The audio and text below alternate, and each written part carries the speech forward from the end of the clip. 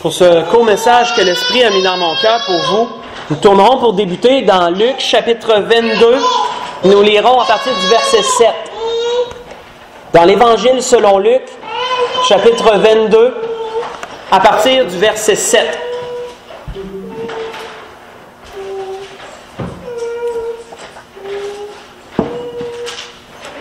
Comme à mon habitude, je vais vous faire voyager au travers des Écritures, dans certains points, pour relever ce que l'Esprit veut nous donner ce soir à propos de ce temps si spécial.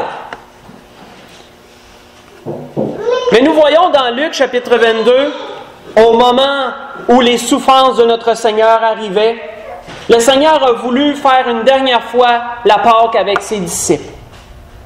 Il nous est dit à partir du verset 7, « Le jour des pains sans levain, où l'on devait immoler la Pâque, arriva.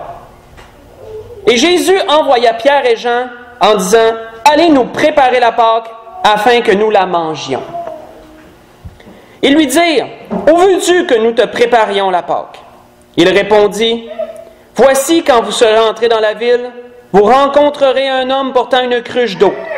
Suivez-le dans la maison où il entrera. Et vous direz au maître de la maison, le maître te dit, où est le lieu où je mangerai la Pâque avec mes disciples? Et il vous montrera une chambre haute, meublée. C'est là que vous préparerez la Pâque. Ils partirent et trouvèrent les choses comme il le leur avait dit. Et ils préparèrent la Pâque. Il y a un mot, frères et sœurs, dans ce que nous avons lu qui revient très souvent et qui peut nous démontrer l'importance que cette Pâque avait pour les Juifs, c'est le mot « préparer ». Si vous avez remarqué, ce mot revient très souvent dans ce que nous venons de lire. Le Seigneur leur a demandé, les disciples ont demandé « Où allons-nous te préparer la Pâque ?» Nous voyons que le Seigneur leur a donné une série de choses à faire et ensuite ils purent préparer, qu'il nous est dit encore une fois, la Pâque. Vous savez, pour les Juifs, la Pâque, c'était la première fête de tout leur calendrier. C'était la fête qui donnait une raison d'être à toutes les autres fêtes qui ont succédé par la suite. La Pâque, ce n'était pas simplement qu'un événement anodin où ils avaient simplement à se souvenir de ce qui s'est passé et ensuite ça s'en allait. C'était un temps de préparation. C'était un temps où il y avait un lieu spécifique pour l'apprendre. Ça devait être à Jérusalem. Il y avait un temps où que l'agneau devait être immolé.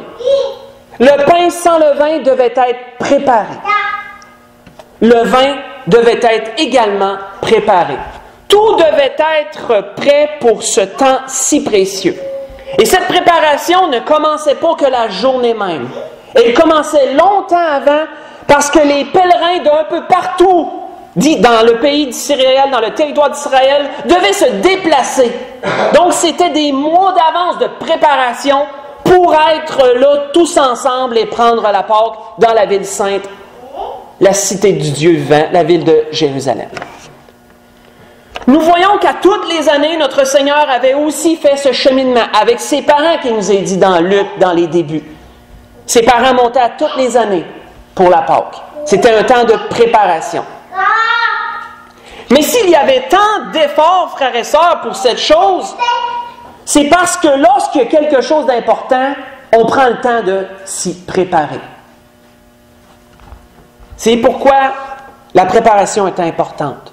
Lorsque c'est important, remarquez-le, lorsqu'il y a un événement, soit dans la société, dans nos vies personnelles, qui nécessite une préparation, si c'est important pour nous, nous allons prendre le temps de se préparer et de préparer l'événement en question. Si ça n'aurait pas été si important, notre Seigneur n'aurait pas fait faire toutes ces choses aux disciples. Va voir telle personne, suis-la jusque-là, demande-y telle chose. La chambre va être prête, tout va être là. C'est parce que c'était important. Mais qu'allons-nous chercher, frères et sœurs, au travers de la Pâque, nous ce soir?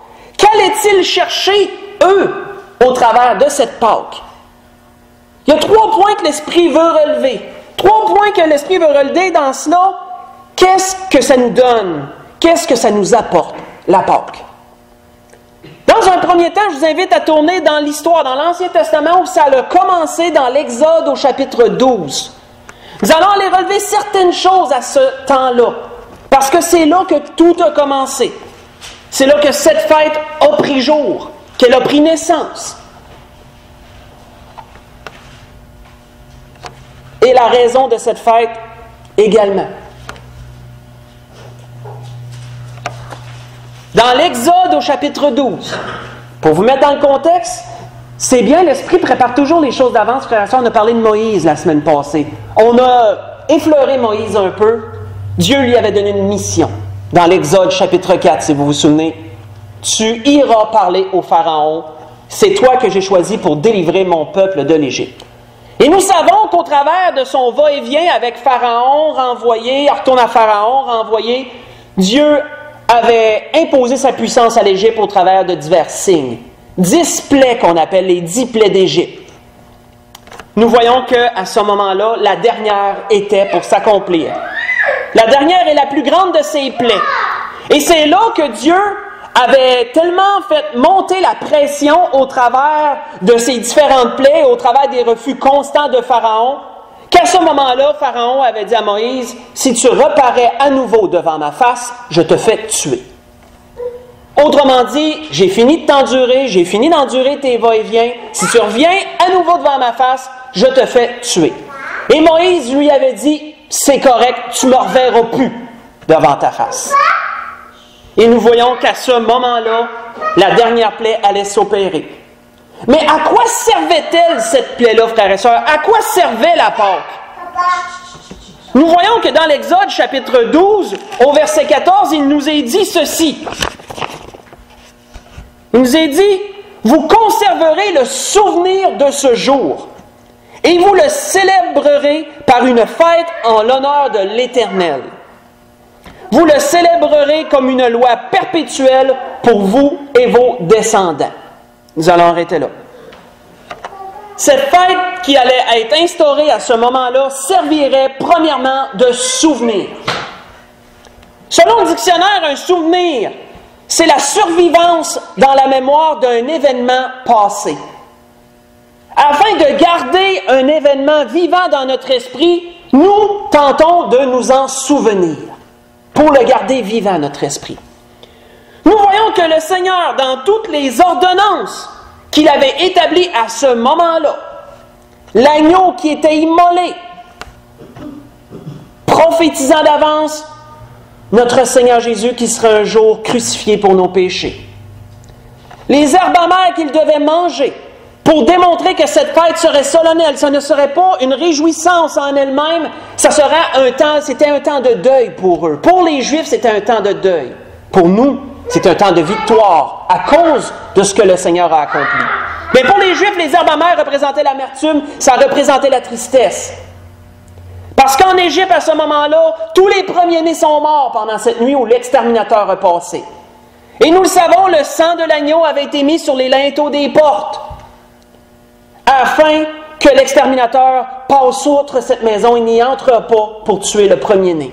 Les Juifs avaient été ainsi protégés de cet exterminateur. Et nous le savons que ça prophétise le sang de notre Seigneur qui couvre notre âme de nos péchés. Et il nous fait éviter l'enfer, la condamnation éternelle. Nous connaissons ces choses. Mais nous voyons que les ordonnances qui avaient été établies, le pain sans levain également, qui préfigurait à ce moment-là, qui démontrait l'urgence du départ. Il nous est dit au verset 39 du chapitre 12 que le pain n'avait pas eu le temps de lever, qu'ils ont eu à partir rapidement. Pour nous, nous savons que le pain sans levain représente une pureté de vie. Ça représente l'absence du péché dans nos vies. L'absence du péché dans la vie de notre Seigneur Jésus. Qui était ce pain, cette représentation encore? Mais toutes ces choses qui, pour eux, leur garderaient vivant le souvenir de ce jour, ont servi justement cela. Pour eux, toutes ces ordonnances servaient à garder vivant ce souvenir qu'ils devraient perpétrer au fil du temps. Parce que nous voyons plus loin, il nous est dit au verset 26, toujours du même chapitre, « Et lorsque vos enfants vous diront, que signifie pour vous cet usage? Lorsque vos enfants vont regarder l'agneau que vous immolez, autrement dit que vous égorgez, vos enfants regarderont que vous le faites rôtir au feu avec des prescriptions précises, lorsque vos enfants verront que vous mangez seulement des herbes amères sans assaisonnement qui rendraient la nourriture douce au palais, quand vos enfants verront le pain qui doit être sans levain, ils vont vous demander pourquoi devons-nous faire les choses de cette façon? À quoi sert cet usage? Vous répondrez, c'est le sacrifice de Pâques en l'honneur de l'Éternel, qui a passé par-dessus les maisons des enfants d'Israël en Égypte lorsqu'il frappa l'Égypte et qu'il sauva nos maisons.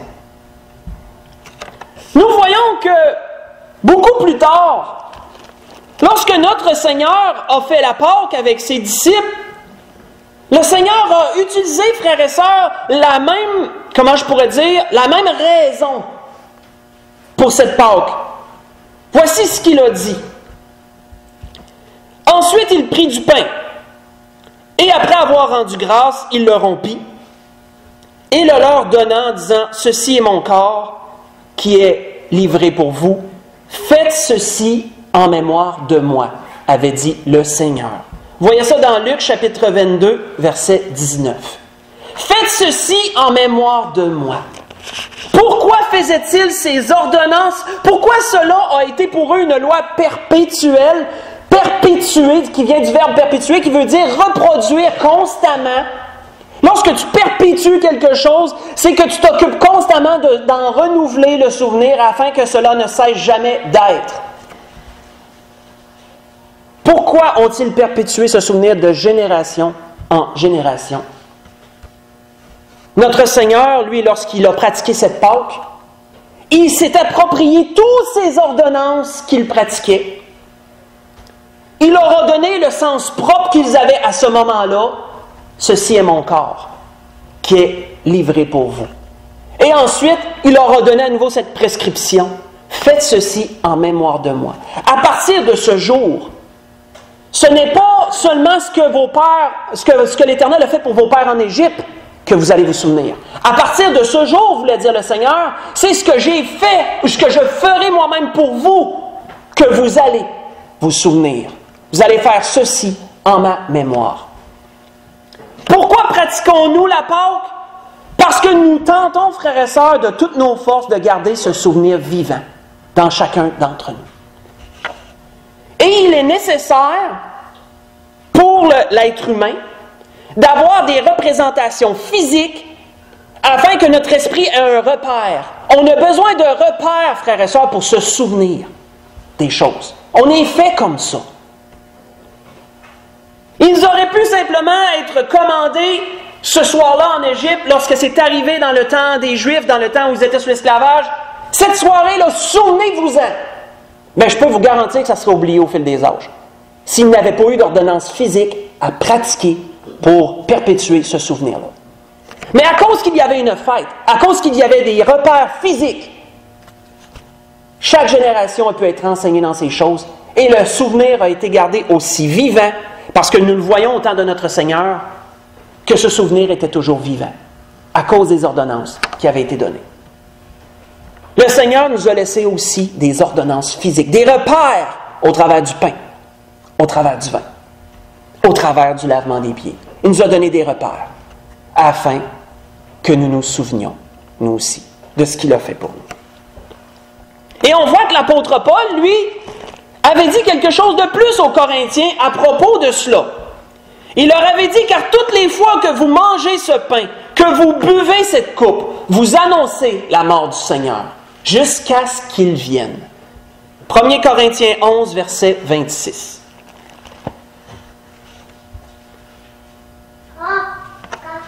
Qu'est-ce qu'il y avait de spécial, frères et sœurs, lorsque cette Pâque était pratiquée?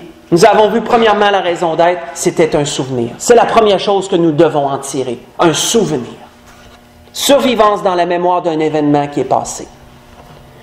Mais pour quelle autre raison la Pâque était-elle pratiquée? Tournons dans l'Esdras chapitre 6, dans le livre d'Esdras chapitre 6. Nous verrons qu'à ce moment-là, pour ces gens-là, ils ont tenu à pratiquer la Pâque eux aussi. Et c'était pour des raisons particulières.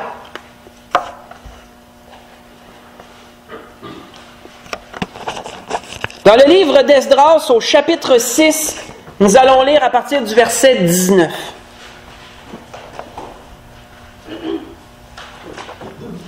Pour vous mettre dans le contexte, après les 70 années de captivité du peuple d'Israël sous le roi Nabuchodonosor, lorsque les Juifs ont pu enfin réintégrer leur pays, il y a 3 groupes de gens.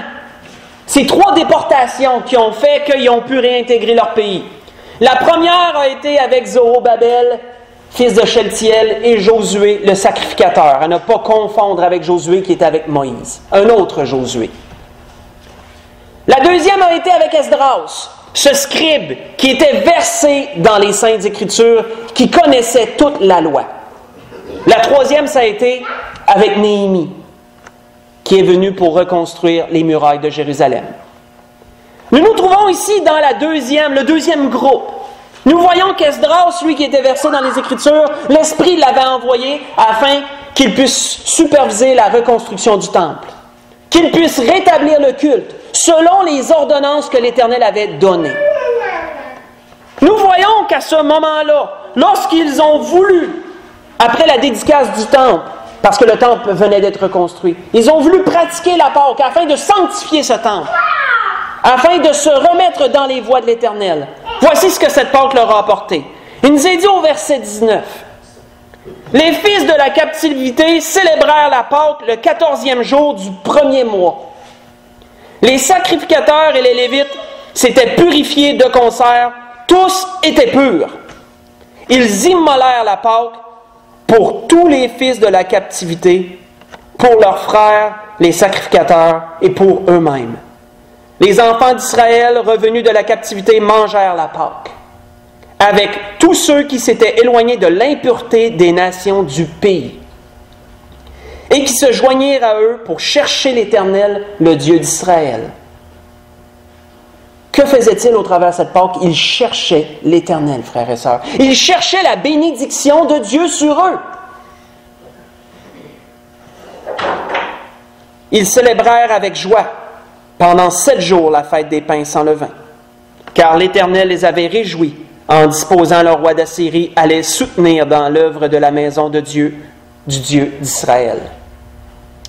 Nous voyons, frères et sœurs, qu'encore un mot revient assez souvent au travers de ce que nous avons lu, c'est le mot « purifier ». Qu'est-ce qu'elle nous apporte, la Pâque? Elle nous apporte premièrement le souvenir. Qu'est-ce qu'elle nous apporte, la Pâque? Elle nous mène, elle nous oblige, elle nous transporte, elle nous pousse à nous purifier. Nous voyons que pour prendre la Pâque, tous les sacrificateurs et les Lévites s'étaient purifiés. Nous voyons que tous ceux qui s'étaient joints à eux pour pratiquer la Pâque s'étaient éloignés de l'impureté des nations, l'impureté des gens qui habitaient dans le pays, afin de prendre cette Pâque. Nous voyons dans ce que, pas besoin d'y tourner, dans ce que nous avons lu tantôt dans l'Exode chapitre 12, il y a une prescription qui leur était donnée et qui peut très bien représenter cet état de pureté dans lequel nous devons être lorsque nous mangeons la Pâque en l'honneur de notre Seigneur Jésus. Il leur avait été dit à ce temps-là cette chose.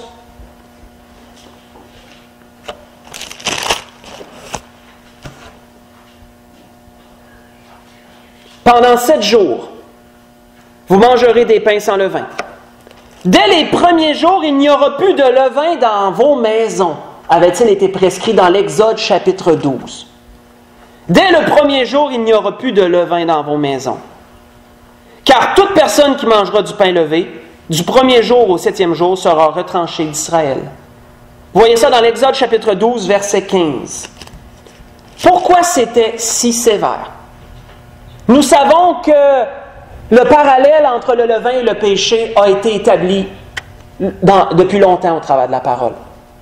Dès le premier jour, il ne se retrouvera plus de levain dans vos maisons. Spirituellement, qu'est-ce que ça veut dire? Lorsque nous nous préparons pour la Pâque, nous enlevons le péché de notre vie. S'il y avait quelque chose que nous traînions, on observe nos vies, on scrute nos vies, on regarde à la loupe nos habitudes. Et si nous voyons qu'il y a quelque chose qui n'est pas de Dieu dans notre comportement, dans notre personne, peu importe, pratique, peu importe, nous l'enlevons de nos vies, nous retranchons le levain de notre pain, de notre personne. Nous voyons que l'apôtre Paul, lui, un jour, avait fait aussi cette allusion-là. Lorsque les Corinthiens étaient pris avec un péché énorme parmi eux, lorsqu'un jeune homme avait choisi d'aller avec la femme de son père, de s'allier en concubinage avec la femme de son père, nous voyons que l'apôtre Paul a utilisé cette allusion au levain.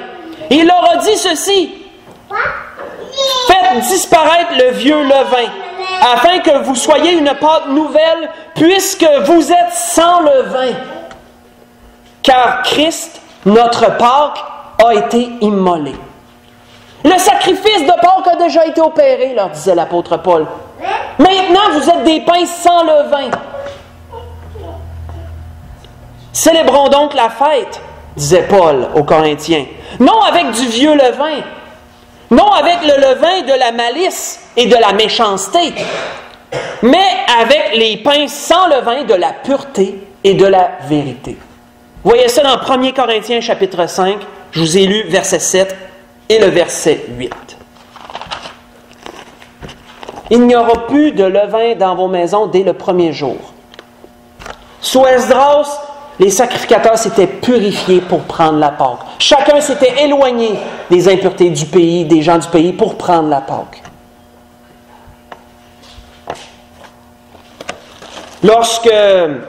Parce que nous savons qu'après notre Seigneur, la Pâque ne s'est pas arrêtée là. Nous savons qu'elle a continué à se perpétuer. Que le commandement du Seigneur n'est pas mort avec lui. Le commandement du Seigneur a continué d'être « Faites ceci en mémoire de moi ». Tous les chrétiens, depuis les apôtres, ont continué à perpétuer la Pâque en l'honneur de notre Seigneur Jésus. Nous voyons que l'apôtre Paul, lorsqu'il a dirigé les Corinthiens au travers de cette Pâque et qu'il a ramené l'ordre des choses, leur a rappelé ceci à propos de la Pâque. Il leur a dit « C'est pourquoi celui qui mangera le pain ou qui boira la coupe du Seigneur indignement. » C'est quoi indignement? C'est celui qui ne s'est pas préparé pour la Pâque. Celui qui n'a pas enlevé le levain de son pain afin d'être une pâte nouvelle. Celui qui mangera le pain, qui boira la coupe du Seigneur indignement, sera coupable envers le corps et le sang du Seigneur. Que chacun donc s'éprouve soi-même. C'est ce que je disais tantôt. Regardons nos vies. Vous savez, vous vous souvenez, on a parlé tantôt de préparation.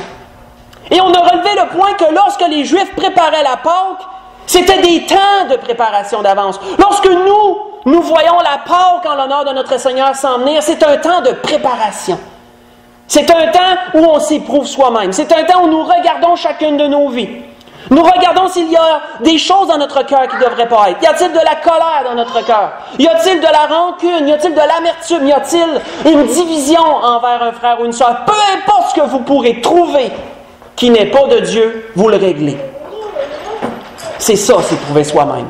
Et c'est ça, enlever le levain de votre Pâque, afin d'une Pâque nouvelle. Nous voyons que pour nous, frères et sœurs, la Pâque, c'est un temps de renouvellement toutes les années. C'est un temps de purification. C'est un temps où on met le compteur à zéro. On regarde où on est rendu. S'il y a quelque chose, on met le compteur à zéro et on repart. On repart du bon pied.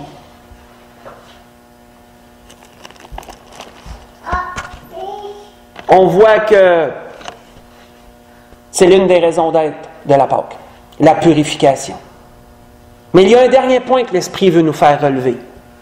On a vu premièrement que c'est un temps de souvenir. On a vu que des ordonnances physiques sont nécessaires afin que ce souvenir-là se perpétue. Que nous puissions trouver des repères et être capables de pleinement comprendre la raison d'être de ce souvenir. On a vu que la Pâque, c'est aussi la purification. Où ça nous ramène dans notre vie à se remettre en question et de dire, y a-t-il quelque chose, Seigneur, que tu vois qui n'est pas de toi dans ma vie? Et si, Seigneur, oui, il y a quelque chose, mais Seigneur, montre-le-moi afin que je l'enlève de ma vie. Que je remette le compteur à zéro et que je reparte. Et est-ce que j'ai supporté quelque chose envers mon frère, ma soeur que j'aurais pas dû? On remet le compteur à zéro et on repart. Mais il y a une autre raison, frères et sœurs, pourquoi la Pâque est si importante. Qu'est-ce qu'elle nous apporte, cette Pâque? Tournons dans 2 Chroniques, chapitre 30, pour cette dernière chose que l'Esprit veut relever, avant que nous enchaînions avec les ordonnances. Deuxième Chronique, chapitre 30.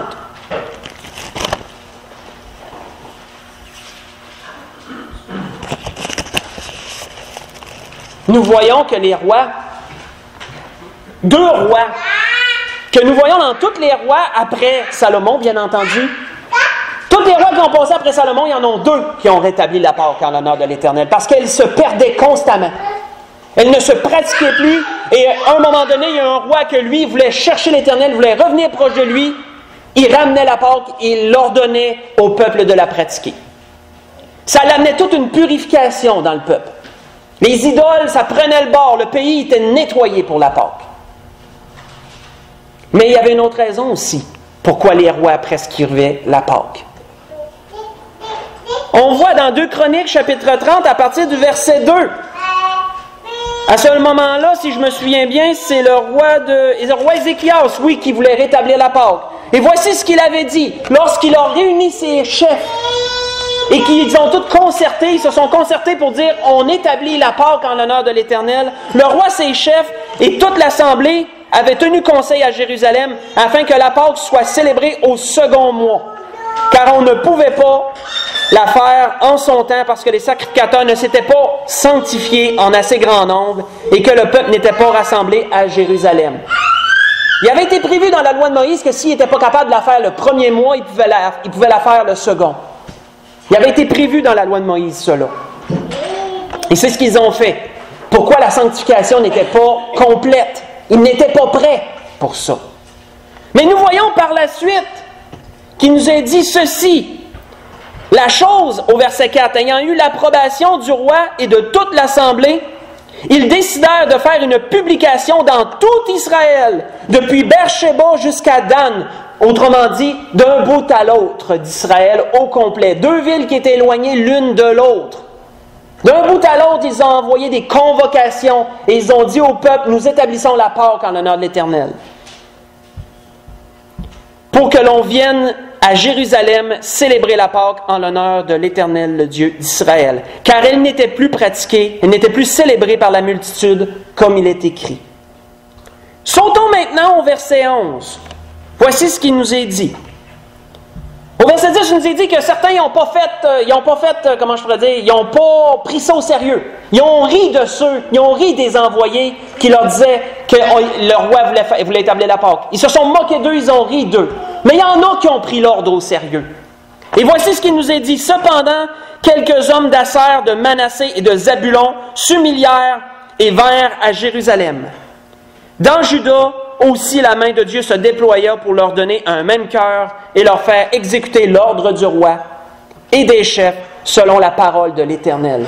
Et qu'est-ce que ça l'a donné, ça, frères et sœurs? Un peuple nombreux se réunit à Jérusalem pour célébrer la fête des pains sans levain au second mois. Ce fut une immense assemblée. Nous allons arrêter là. Pourquoi la Pâque est-elle si précieuse? C'est qu'elle nous rassemble, frères et sœurs. Elle nous rassemble. Il peut arriver parfois que nous négligions certaines choses dans nos vies. Il peut arriver parfois pour X raisons que les assemblées ne deviennent moins importantes que d'autres choses. Mais lorsque quelqu'un aime le Seigneur, lorsque quelqu'un a à cœur de servir le Seigneur et qu'il entend la Pâque, nous célébrons la Pâque de l'Éternel. Qu'est-ce que cette personne-là va faire? Elle va vouloir se réunir pour la Pâque. Elle va vouloir venir s'assembler pour commémorer le souvenir de ces choses. La Pâque, c'est un temps de réunion, frères et sœurs.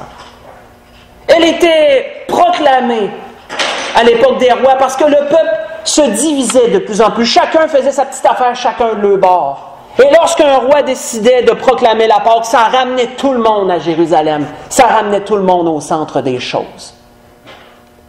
C'est pourquoi, frères et sœurs, nous aussi, nous pratiquons la Pâque.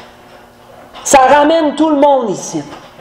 Ça nous rassemble tous pour une même raison, d'un même esprit, d'un même cœur, d'une même âme, pour une même chose. Il n'y a pas d'événement plus puissant que ça, frères et sœurs, pour nous ramener tous à la même place, de corps et d'esprit. La Pâque en l'honneur de notre Seigneur Jésus. on voit que le Seigneur, lui, en a fait un temps particulier, je dirais, le temps de cette Pâque. Voici ce qu'il a dit. Le Seigneur Jésus a dit ceci. L'heure étant venue, il se mit à table, avec les apôtres, et les apôtres avec lui. Et il leur dit, « J'ai désiré vivement manger cette Pâque avec vous avant de souffrir. Car je vous le dis, je ne la mangerai plus jusqu'à ce qu'elle soit accomplie dans le royaume de Dieu. » Voyez ça dans Luc chapitre 22, je vous ai lu le verset 14 et le verset 15. Nous voyons, frères et sœurs, que notre Seigneur s'est servi de la Pâque pour établir un temps d'intimité. Un temps d'intimité pour l'Église, seul avec leur Seigneur et Sauveur. Ce que nous vivons, frères et sœurs, ce soir, c'est un temps d'intimité entre nous. Nous voyons la Pâque a été établie pour un souvenir. Nous voyons que la Pâque amène la purification.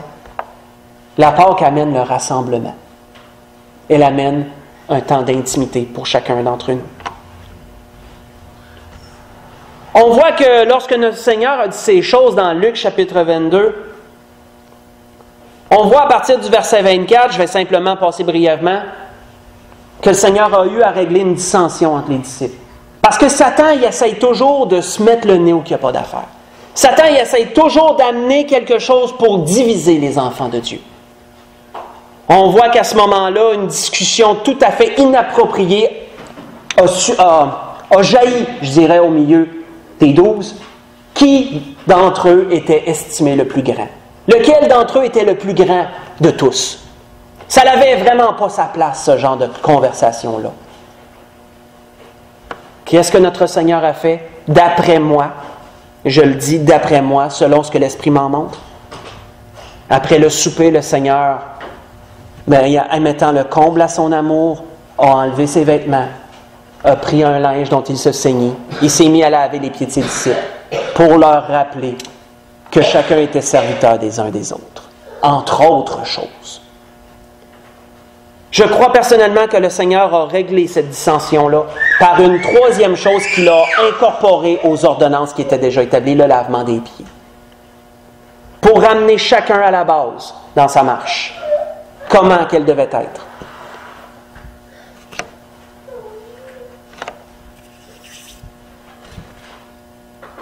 C'était ce que l'Esprit voulait nous donner à propos du temps de la Pâque. L'importance de la pratiquer. Pourquoi sommes-nous ici ce soir?